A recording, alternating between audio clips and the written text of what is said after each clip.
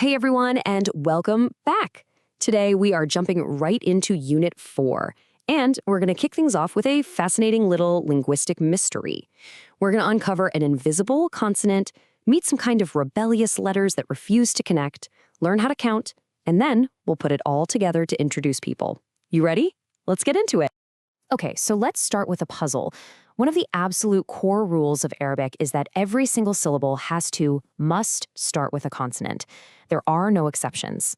So, what's the deal with words like ism for name or akhbar for news? To you and me, they sound like they start with a vowel, right? So how on earth is that possible? Well, the answer is this really ingenious little consonant that's basically been hiding in plain sight this whole time. It's called the hamza, and believe me, this little guy is the key that unlocks this entire puzzle. And here's the wild part. You already know how to make this sound perfectly. A hamza is just a glottal stop. Go ahead, say uh-oh. That little pause, that catch in your throat right in the middle? That's it. That's a glottal stop. We do it all the time in English without even thinking, right before words like apple or on. The only difference is, in Arabic, that little catch is treated like a full-blown consonant. Now, when a word starts with a hamza, it can't just float there by itself. It needs a place to sit, and its designated seat is the letter alif. So this is absolutely crucial. When you see an alif at the very beginning of a word, it is not acting as a long ah vowel. It's just a chair, a placeholder for the hamza, which is the actual first consonant of the word. And this is where the system gets really, really smart. Where the hamza sits tells you which short vowel comes next. So for an ah sound, the fatha, the hamza sits right on top of the alif. But for an is sound, the kasra, it tucks itself right underneath. It's such a brilliant and efficient visual cue.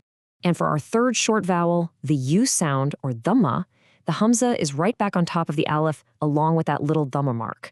You can see it right here in the word ukht, which means sister. So let's just recap that because it's important. It's on top for a and u, and on the bottom for e. That's the key.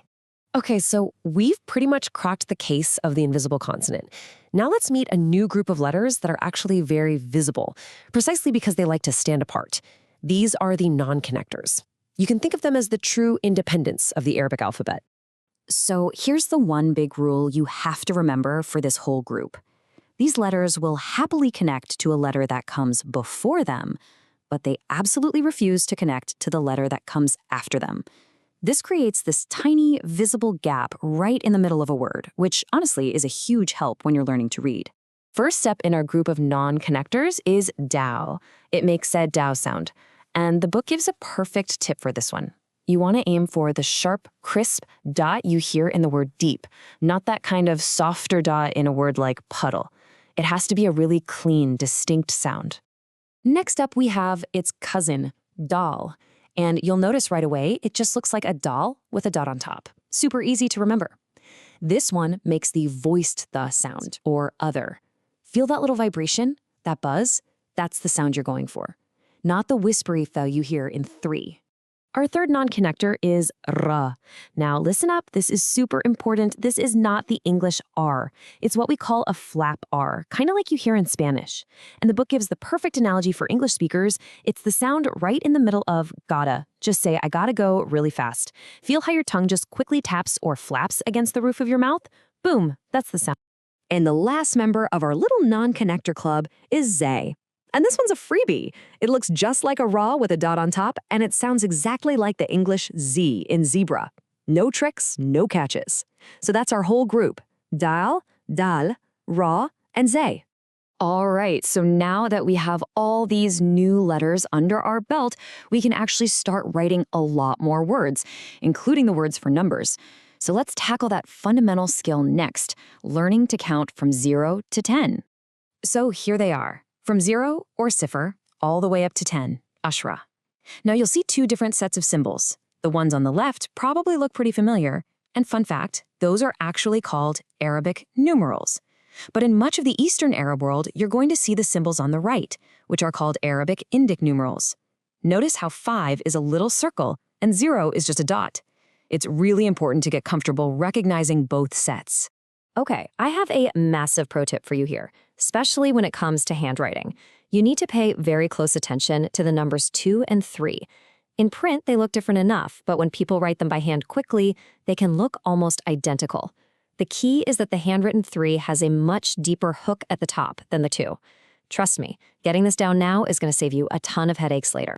And this brings us to one of the coolest and most helpful little quirks of Arabic. Even though you write the words from right to left, the numbers are written from left to right, just like in English. So you don't have to mentally flip anything around when you're writing a phone number or a date. It's a total lifesaver. So we've got new letters, and we know how to count. Now it's time to put these tools to work in the real world. Let's talk about introducing people, because this is where the language really starts to come alive. Okay, a key concept for talking about people is grammatical gender.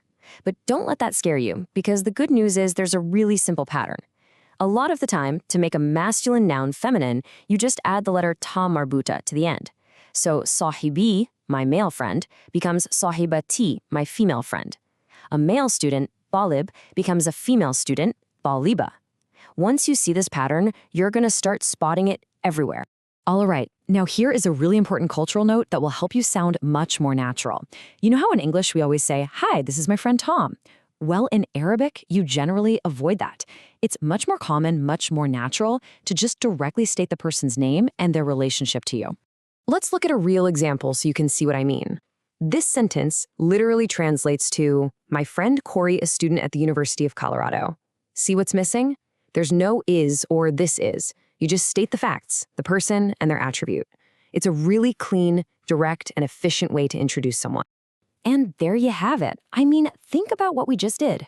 We cracked the Hamza puzzle, we met those independent non-connectors, we learned how to count, and we covered the basics of an Arabic introduction. You've just added a whole bunch of fantastic new tools to your language toolkit. So I guess the only question left is, who's the first person you're going to introduce in Arabic? Thanks so much for joining me.